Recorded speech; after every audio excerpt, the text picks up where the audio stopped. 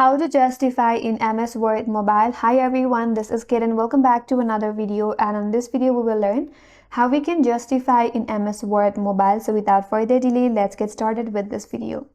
For that, first of all, you have to open up MS Word in your mobile device. After that, open up a document that you would like to justify. So after you opened up your document, you have to select the text that you want to justify, or select the paragraph that you want to justify. After that, tap on edit option. Now once you're here, navigate to this menu bar on your interface with an option such as bold, italic and underline.